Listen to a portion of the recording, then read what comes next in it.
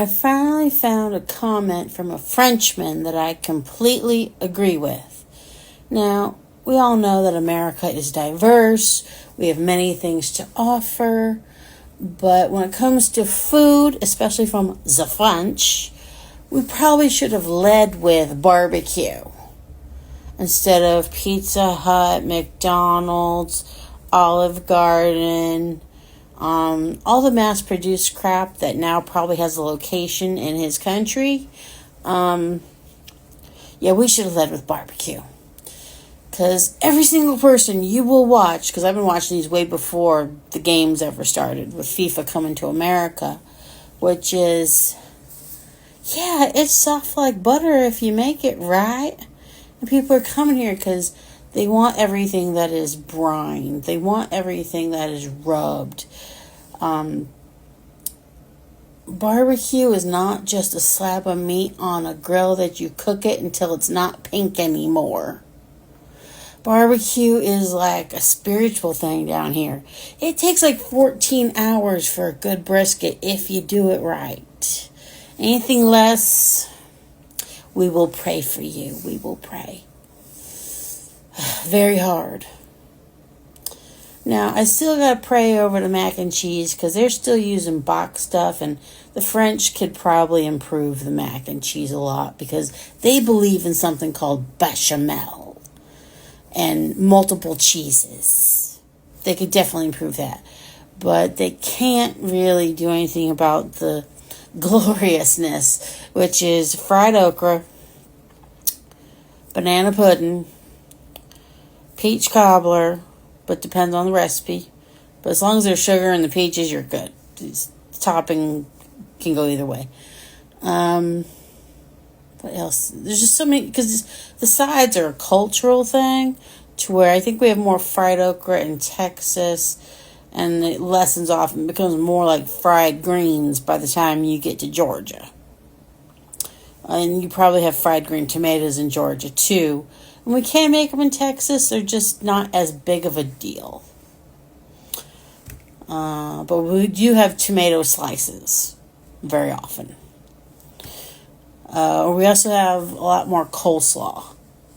I think they might have more potato salad or types of like double stuffed baked potato salad, which is not the same thing as German potato salad, which is not the same thing as mustard potato salad, which is not the same as regular white people so boring potato salad.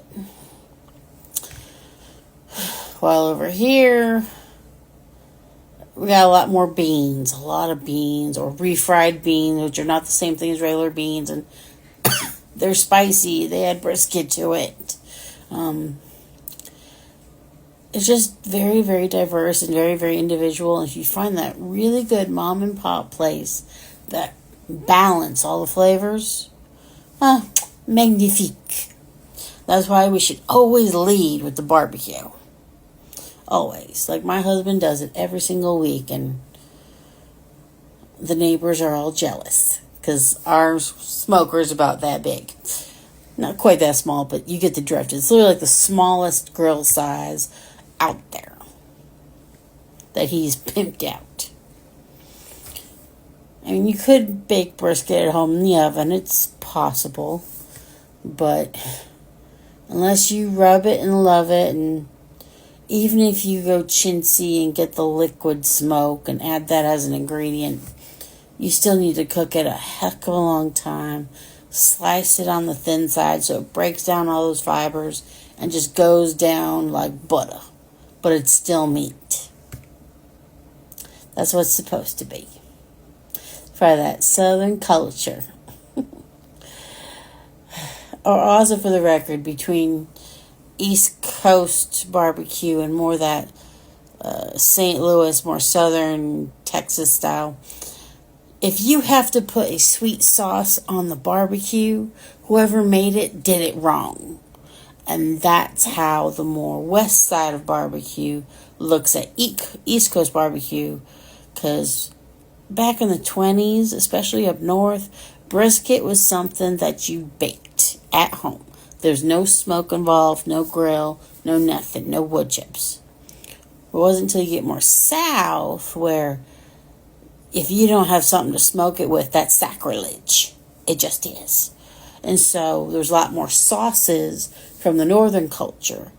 And so they just figured, why should we brine it? Why should we rub it? Just cook it, put on a sauce, we're good. But more west, especially when you added more vinegars to it, it's a better finished product almost. It's like, honey, if you do it right, you don't need sauce. You don't need sugar.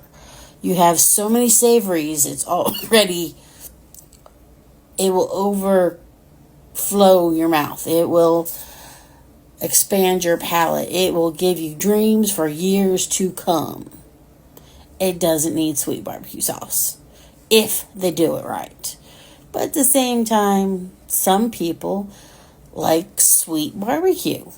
And the best way to get a sweet barbecue, because I don't know anybody who puts sugar in their rub. Or if they do, they're few and far between, and they're not like putting it in restaurants. They're just not. But if you're that addicted to sugar, you can have self-applied barbecue sauce to your meat.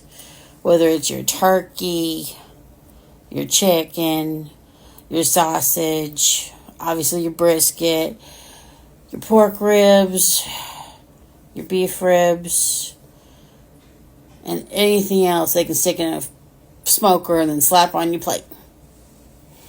But they've diversified the flavors enough where you don't have to. The vinegars balance, your spices balance, your salt balances, and that's what the best cooking in the world does. So welcome to the USA.